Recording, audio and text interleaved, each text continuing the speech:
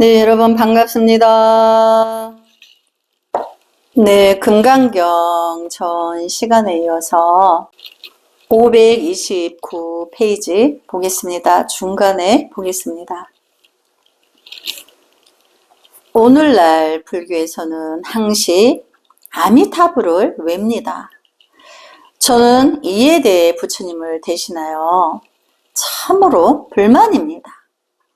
아미타불을 외기 전에 마땅히 나무본사 서가모니불을 외워야 합니다. 서가모니불이 소개인이기 때문입니다. 그렇죠. 서가모니 부처님이 출연하셨기 때문에 천만억 부처님 세계와 우주 법계의 33천과 육도윤회를 우리 중생이 모두 다 알게 되었죠. 그래서 서가모니 부처님이 우리에게 근본 스승이에요. 그래서 서가모니 부처님이 출연하지 않으셨다면 불세계는 우리가 1도 모르는 거죠. 서가모니 불이 소개인이기 때문입니다. 아미타불은 서가모니 불이 소개시켜준 부처님입니다. 아미타불만 외고 그의 본래 은사인 서가모니 불은 거들떠 보지 않는다면 어찌 헛되이 소개시킨 것이 아니겠습니까? 듣기에 거북할지 모르나 신부가 방으로 들어오자 중매쟁이를 방 밖으로 따돌리는 것이나 마찬가지입니다. 네, 비유하자면 그렇다는 거죠. 그래서 우리가 이제 근본적인 우리 사바세계 남연부지의 모든 중생들은 서가모니 부처님이 스승이에요. 처음도 마지막도 서가모니 부처님이 우리의 스승인 거죠. 그래서 이제 여기 남이근대 사는 중국 대만에 사시던 분이어서 그쪽의 문화는 유독 아미타불만을 해요. 우리나라 같은 경우에는 서가모니불, 관세음보살, 지장보살, 문수보살, 또 보현보살, 4대 보살은 물론이거니와 산신, 용왕, 또 칠성 이렇게 104위의 신중 중에서도 또 그 안에서 또 특별히 하는 부분이 있죠. 그래서 그쪽의 문화가 그렇기 때문에 이제 유독 그러하기 때문에 여기 책에서 이분이 그쪽의 사람이다 보니까 이렇게 말을 하는 거죠. 어찌 이럴 수 있겠습니까? 이건 옳지 않습니다. 서방 극락세계에 아미타불이 있다는 사실은 부처님이 말한 것으로 부처님이 우리에게 아미타불을 닦을 것을 가르쳤습니다. 그러므로 저는 이렇게 말씀드립니다. 수행에 성공하기 위해서 본래 스승인 서가모니 불을 예배해야 합니다. 당연히 그렇죠. 우리에게 근본적인 그 불법의 세계를 열어주신 서가모니 부처님이 바로 마음 안에 첫 번째 스승인 거죠. 만약 그렇게 하지 않으면 수행에서 성취를 얻을 수 없을 겁니다. 그렇겠죠.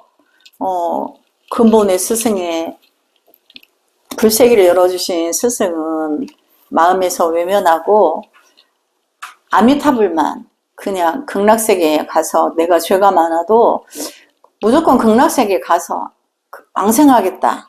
이 마음만 있으면 성불할 수 없는 거죠. 사람이 성취를 이루려면 근본을 잊지 말아야 합니다. 하물며 중생세계에서도 최초의 근본 스승을 외면하고 예배하지 않고 공경하지 않으면 성불하지 못한다는데 서가모니 불을 외면하고 공경하지 않고 이렇게 한다면 당연히 성불할 수 없죠. 하물며 불법을 닦는 데야 오죽하겠습니까? 부처님은 왜 우리에게 단지 아미타불만 닦으면 된다고 소개했을까요? 그것은 나름의 도리가 있습니다. 나름의 도리가 있죠, 당연히. 왜냐하면 모두가 다 생계에 태어나면서부터 결혼하면 자녀를 또 부모를 봉양해야 되고 생계에 매달릴 수밖에 없어요. 그래서 출가한다거나 이제 선방에 가보자 하고 타좌를 해서 자기 안의 불성을 본다고 그렇게 수행의 도를 닦는다거나 그런 연이 안 닿는 거죠. 과거 전생에 베푼 공덕이 적기 때문에 그런 거예요. 근데 그들은 그렇게 할 수 없어도 일하면서도 잠을 자는 동안에도 꿈속에서도 나무아미타비를 하면 나무아미타불 나무아미타불 나무아미타불을 하면 그도 임종시에 아미타불 부처님이 화신으로 오시거나 직접 오시거나 해서 극락세계로 인도한다는 거예요. 어쨌든 극락세계 와서 수행하면 마음을 닦으면 이제 사막도가 없기 때문에 그렇다 이렇게 말을 해요. 다음 볼까요? 아미타불을 그렇죠. 그 나름의 도리가 있다라는 뜻이 있는 거죠. 또 글을 모르는 사람이 또 경전을 읽어서 문자 반야를 통할 수가 없죠. 또 옛날 그 대륙은 인구가 하도 많고 또 글자를 모르는 사람이 많아요. 물론 여기 금강경의 주체인 해능 스님은 글을 몰라도 응모소주의 생기시 마땅히 머무는 바 없이 그 마음을 낼지니라. 일체 모든 그 세계에 모든 생명에게 그렇게 하라 한 것에 대한 진리에서 과거 전생에 닦은 공덕이 있어서 마음이 확 열리게 된 거예요. 자기 불성과 부합한 거죠. 그때 순간에. 그래서 자기의 공부를 점검하기 위해서 오조 승인 홍인 스님을 찾아가게 되는 거죠. 시방 3세가 모두 동일 체인이 이 이치를 명백히 이해한다며 나무아미타불을 외는 것이 곧 나무본사 서가모니불을 외는 것이요 나무 관세음보살을 외는 것입니다. 모든 불보살님을 다 하나의 명칭으로 불보살 전체를 이제 들어가는 거니까 불보살 명호에 무엇을 부르더라도 상관이 없어요.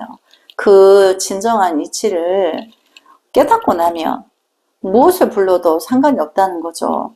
또 굳이 불보살의 명호 아닌 미혹하니가 예를 들어서 마왕을 부르더라도 관세음보살님은 마왕의 모습으로 변하여서 그 중생을 제도해 주신다 그랬어요. 만약 이 이치가 통하지 않는다면 그건 미신일 겁니다. 그러니까 진정한 이치나 그 진리를 체달해서 알지 못하고 그냥 막 이렇게 하면 미신을 믿는 것과 같다. 왜냐하면 진리나 이치에 대해서는 일도 없고 그냥 부르기만 하면 된다고 하니까 그냥 뭐 바위나 나무를 보고 절라고 명호를 부르듯이 그거와 미신과 같다는 거죠. 자신이 한 말에는 책임을 져야 합니다. 불법의 이치로 말란다면 이렇게 아무렇게나 짓거리는 죄는 지옥행입니다. 깊은 진리를 이해하지 못하고 부르면 극락왕생한다 하니까 그냥 마구 부르면 그 바른 행위 없고 자기의 미혹을 바로 가지 않으면서 그냥 악행을 하고도 남을 해롭게 하고도 악인의 행세를 하면서 극락세계에 가겠다고 나무아미타불을 마구 이제 아무렇게나 짓거리면 지옥행이다. 여기 아무렇게나 짓거린다 이 내용이 있는데 그것은 마음에는 일도 따끔이 없으면서 그냥 부르는 거를 말하는 거죠. 지옥 중에서도 제일 아래에 있는 지하실쯤일 겁니다. 저는 언제든 내려갈 준비가 되어 있습니다. 상관없습니다. 엘리베이터가 아주 빠르니까요. 이제 대중 앞에서 웃자고 하신 말씀이죠. 지금 여기서 말한 열애를 관하는 관법인데 핵심은 바로 이 점에 있습니다. 아주 중요한 부분입니다. 전륜 상황에 대해서 한번 볼까요? 수불이여 만약 30 이상으로 열애를 본다면 전륜 상황이 곧 열애일이라. 여러분은 주의해야 합니다. 불법에는 큰 문제가 하나 있는데 불법을 연구하는 사람들이 모두 이 문제를 등한시하고 있는 것 같습니다. 이제 금강경에 강의하는 기회를 빌려 한번 말씀드려 볼까 하는데 바로 무엇을 전륜성황이라 하는가 문제입니다. 그래서 전륜성황은 무엇을 전륜성황이라 하는지 오늘 우리가 자세히 알아볼까요? 불경에서는 이렇게 말합니다. 태평성대의 전 세계에서 유일한 태평제왕을 전륜성황이라 하며 전륜성황은 금륜성황, 은륜성황, 동륜성황, 천륜성황 이렇게 네 종류로 나뉩니다. 또 전륜성황은 칠보를 장엄히 갖추고 있습니다. 덕 있고 현명한 황후가 있으며 아주 뛰어난 재정 대신의 보좌를 받고 있습니다. 아주 훌륭한 교통수단을 구비하고 있습니다. 주나라 모강 같으면 가장 뛰어난 제왕이지만 천륜성황 정도에 해당할 겁니다. 주나라 역사에 따르면 모강이 일찍이 서방에 이르러 요지에 사는 금모 즉 서왕모를 만났다고 합니다. 모강이 어떻게 서방으로 달려가 서왕모를 만날 수 있었을까요? 모강에게는 가장 뛰어난 8필의 신마가 있었기 때문입니다. 바로 팔준도에 나오는 말들입니다. 소위 팔준마가 하루에 3만 리를 달리니 모강이 언제든지 다시 오지 못하리야 라고 한 당나라 사람의 시도 바로 이것을 묘사한 것입니다. 전륜성황의 시대는 백성들이 모두 행복하고 부유하며 안락한 태평성대를 이룹니다. 이런 뛰어난 임금은 성세 중에서도 최고의 성세나 나올 수 있습니다. 그의 모습은 부처님과 마찬가지로 30 이상을 지니며 부처님의 모습처럼 그렇게 아름답습니다. 서가모니 불이 태어났을 때 그의 부친은 관상가를 불러 서가모니의 상을 보았습니다. 그 관상가는 이렇게 말했습니다. 이 태자는 30 이상을 지녔으니 출가하지 않는다면 일대의 전륜성황이 될 겁니다. 만약 출가한다면 만세의 부처가 될 겁니다. 부처님은 제3 전륜성황의 복덕이 부처와 같다고 찬탄합니다. 이것은 여러분이 불경을 여기저기 뒤져보면 곧 알 수 있습니다. 불법은 세간법을 중시합니다. 세간법에서는 어떻게 닦아야 전륜성황이 될 수 있을까요?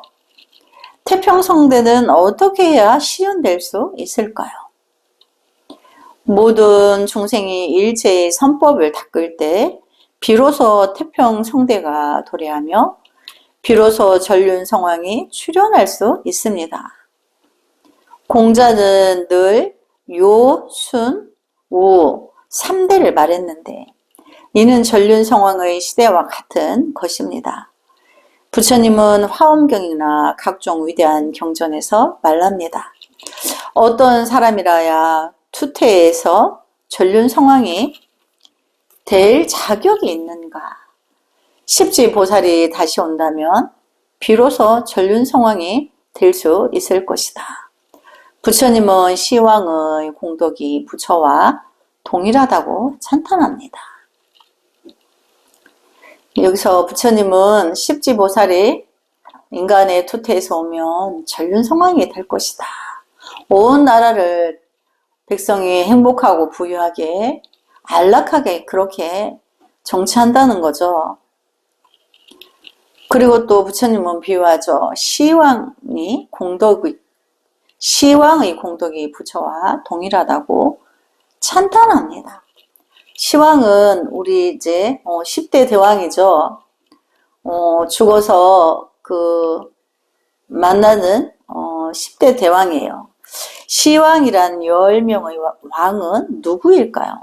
바로 이 세계의 전륜성왕과 욕계천의 사천왕, 그리고 욕계천 중간 33천의 천주재석으로서 우리가 옥황상제라 부르는 인물과 색계천의 대범천왕 등입니다.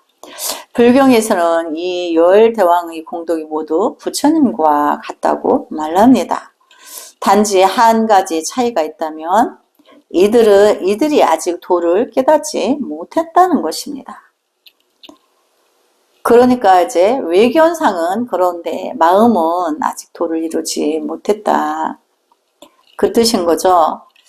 그렇지만 이들의 복덕이나 선행, 지혜는 부처님과 거의 같습니다. 그러므로 불경을 연구하면서 여러분은 착오를 범해서는 안 됩니다. 우리가 읽고 있는 이 구절에 대해 많은 사람이 잘못된 이해를 합니다. 불경의 중점은 교육에 있습니다. 중생으로 하여금 일체의 선법을 닦도록 교육하는 것입니다. 우리는 전륜성왕과 같은 복덕이 없다느니 하는 말은 필요가 없습니다. 우리 전륜성왕은커녕 진흙성왕에도 미칠 수 없습니다. 진흙성왕에도 이를 자격이 없는데 무슨 전륜성왕을 논하겠습니까? 그렇다면 과연 무엇을 전륜이라 할까요? 한 시대의 역사를 반전시켜서 태평 세계가 되게 하는 것입니다. 너무나 위대하죠. 세상은 미혹해서 오타각세로 가득하고 서로가 고통을 주면서 원수를 갚으면서 분가품하면서 육도를 윤회하는데 그 전체를 반전을 시킨다는 거예요. 잘못된 것을 바르게 바루어서 본래 모든 생명 자체에는 불성이 있다는 걸 알려주어서 그들 모두가 불성을 만나고 그 마음의 눈을 떠서 행복하고 또 부유하고 약한 일을 미혹한 일을 베풀어서 품어서 함께 성불하려고 모두가 그렇게 마음을 가짐에 같다면 전쟁이며 원수를 갚아야 될 일이 없겠죠. 그저 서로 소중하기만 할 뿐인 거죠. 그래서 서로가 서로를 연민해서 함께 성불하기를 간절히 바라는 마음밖에 없는 거예요. 그래서 상대를 존중하기 때문에 법정에서 다툼이 일어날 수가 없죠. 그래서 태평세계가 되게 하는 것입니다. 그렇게 하기 위해 얼마나 큰 도덕과 역량이 있어야겠습니까? 그렇죠. 일체 중생에게 그 왕은 전륜성왕의 본보기를 보여줘야 되는 거죠. 큰 도덕과 그에 반한 역량이 대자대비의 역량이 원대해야 되겠죠. 구제하는 것이 어찌 수천만 명에 그치겠습니까? 전 인류를 다 구제하고도 남을 불법을 만나서 그렇게 일체 중생을 제도한다면 전륜성왕이 뭐 그렇게 중요하며 이미 그들이 자기 불성을 만났는데 어찌 서로가 서로를 공경하고 경배하지 않을 수 있겠어요. 그러므로 부처님과 같은 공덕이 있어야만 비로소 전륜성왕이 될 수 있다고 한 것입니다. 바꾸어 말하면 전륜성왕과 같이 그렇게 큰 복덕이 있어야만 비로소 대철대오의 지혜를 성취할 수 있습니다. 우리는 육조가 그를 모르고서도 능히 도를 깨칠 수 있었다고 해서 우리도 불경을 연구할 필요가 없다고 생각해서는 안 됩니다. 당연하죠. 과거 전생에 다 선공덕을 닦은 공덕으로 금생에 글을 몰라도 자기 성품을 알고 일체 중생의 6번째 조사가 될 수 있었던 거예요. 미안한 말입니다만 육조는 오직 하나뿐입니다. 아쉽지만 여러분은 육조가 아닙니다. 육조의 반쪽입니다. 육조는 불경을 읽지 않고도 깨달을 수 있었습니다. 그렇지만 육조는 그 이전에도 없었고 그 이후에도 없습니다. 여러분은 단지 육조의 반쪽일 뿐이기 때문에 그렇게 생각해서는 안 됩니다. 우리가 금생에 성공덕이 수미상만큼 이 금강경을 수지 독송하여서 일체 중생계에 회양하고 천만억 세계에 중생이 모두 다 금강경에 인연이 되도록 애써서 끝없이 그렇게 한다면 육조처럼 해능스님처럼 우리가 바로 그냥 본문 한 구절 읽고 바로 자기 본래 불성을 만날 수 있는 거죠. 그러나 누가 얼만큼 과연 그렇게 몇 사람이나 될까요? 불경은 전륜성왕에게 30 이상이 있으며 그의 공덕이 부처님과 동일하다고 말합니다. 달리 말하면 전륜성왕은 대철대오한 육신불로서 일부러 세상에 와서 전륜성왕이 된 것입니다. 그렇다면 왜 그를 부처님이라고 부르지 않을까요? 이 문제를 이야기하니까 생각납니다. 제가 젊었을 때는 아주 방자하고 오만했습니다. 사람들이 저더러 왜 출가하지 않느냐고 물으면 한 수의 시로 답하곤 했습니다. 그 시의 끝 두 구절은 이렇습니다. 이 몸이 열애의 자리에 오르지 않으려 함은 강산을 수습하는데 역시 사람이 필요함이라. 이 세상이 이렇게도 더러우니 사람이 와서 쓸고 닦고 좀 깨끗이 할 필요도 있겠지요. 그러므로 전륜성왕 자신은 사실상 이미 부처님이 경계에 도달한 사람입니다. 그렇죠. 그래서 서가모니 부처님처럼 천만억 부처님처럼 일체의 미혹한 중생을 어여삐 여겨 아끼고 소중히 다루고 공경해서 그들의 본래 불성에 빨리 당도하도록 애를 써주시는 거죠. 어찌 불보살이 아니며 또 어찌 부처로서 보살행을 했는 사람이 아니겠습니까? 십지보살과 전륜성왕 앞에서 법신은 상이 아니다를 말하면서 미처 결론에 이르지 못했습니다. 이제 다시 반복해서 이 품을 연구해 보도록 하겠습니다. 중국의 불교와 불법은 당대에 이르러 선종이 일어나면서 금강경을 표준으로 세웠습니다. 당나라 때 그렇게 했다는 거죠. 당나라 시대에 우리의 나라에서도 당나라의 속국이었기 때문에 많은 스님들이 불법을 구하러 배를 타고 가다가 공부하러 가다가 죽기도 하고 또 산으로 가다가 산짐승에 물려 죽기도 하고 또 공부하고 오다가 또 백길에서 죽기도 하고 산길에서 죽기도 하고 공부하러 가는 많은 스님들이 희생을 당하고 그렇게 하던 와중에 우리가 불법이 아침에 해 뜨는 나라인 우리나라에 와서 우리 대한민국이 불교 3국이 되었어요. 우리나라에서 동아시아권에 일본, 대만, 태국 이런 동아시아권에 또 저기 유럽의 이탈리아까지 우리 그때 시대의 보부상들이 실크로드를 통해서 불법을 전했다라고 전해집니다. 당대의 선종이 일어나면서 금강경을 표준으로 내었습니다. 금강경과 선종의 관계는 이 품에서 볼 수 있듯 교수 방법의 특이성에서 찾을 수 있습니다. 이 교육 방법은 사람을 인도하여 개발하는 것으로 정면과 반면 등 몇 가지 측면을 동시에 제기합니다. 이 품에서 이야기가 부처를 보는 문제에 이르자 부처님은 30 이상으로서 부처를 보는 것이 과연 옳은가 묻습니다. 수보리가 마땅히 30 이상으로서 부처님을 보아야 한다고 대답하자 부처님은 도리어 그를 비판합니다. 부처님은 말합니다. 가령 30 이상으로서 열애를 볼 수 있다면, 즉 부처님을 형상이 있는 존재로 본다면 전륜성왕의 모습과 풍채가 부처님이나 다름없이 그렇게 훌륭하니 그 역시 부처님이라 할 수 있으리라는 것입니다. 이것이 첫 번째 문제입니다. 이렇게 말하는 것을 듣고 수보리가 말랍니다.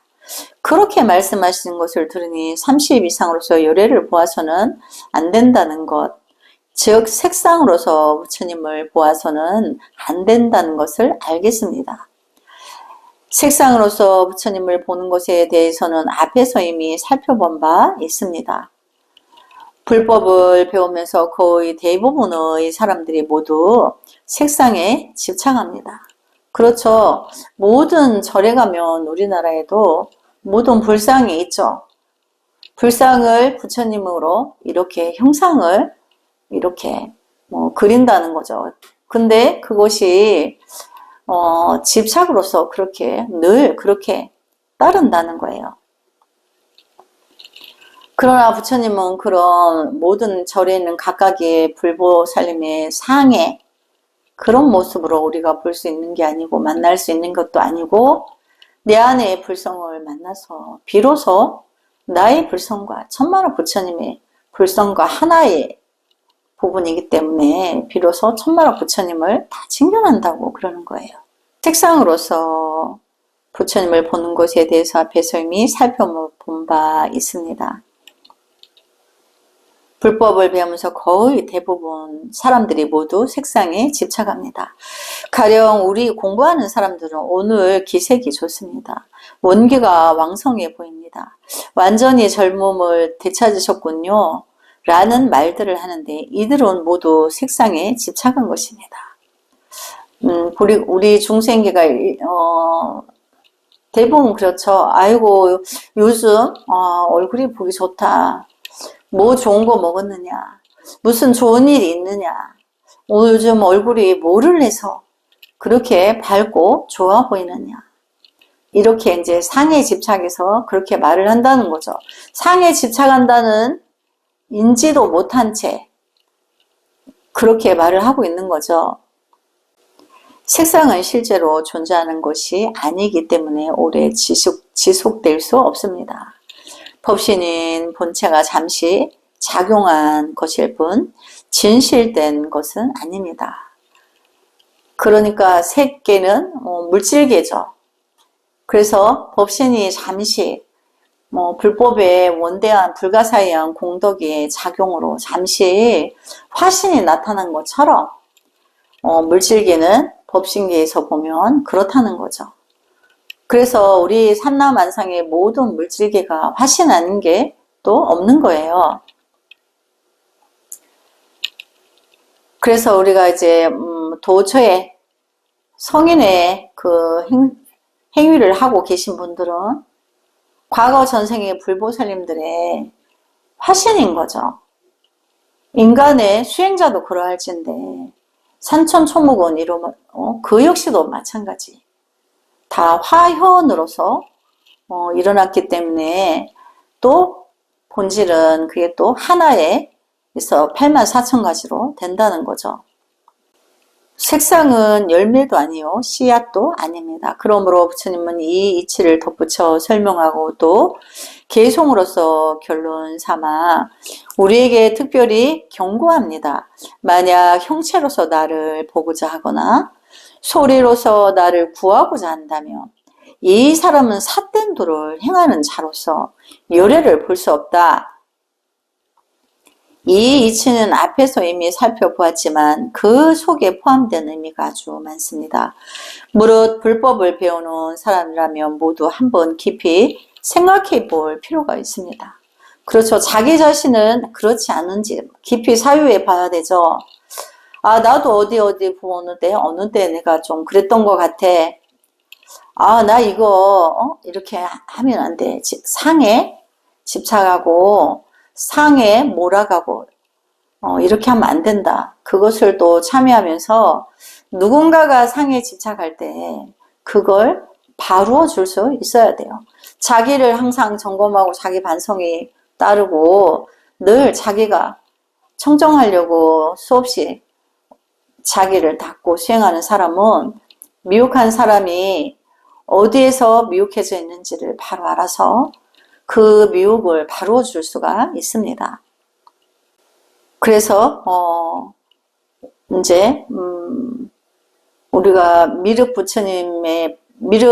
부처님 반가 사유상이 있는데 미륵 부처님도 얼마나 미혹한 중생이 하도 미혹하고 그런데 미혹한 줄을 모르고 끝없는 업을 짓고 끝없는 지옥에서 나오지도 못하고 겨우 인간 세계에 와서 다시 또 중음계에 떨어져서 또 고통을 반복하고 미혹을 반복하고 그래서 어떻게 해서 이 중생들의 미혹을 바로워 줄 수 있을까 깊이 사유하고 계시다 해서 반가 사유상이라고 하는 거예요.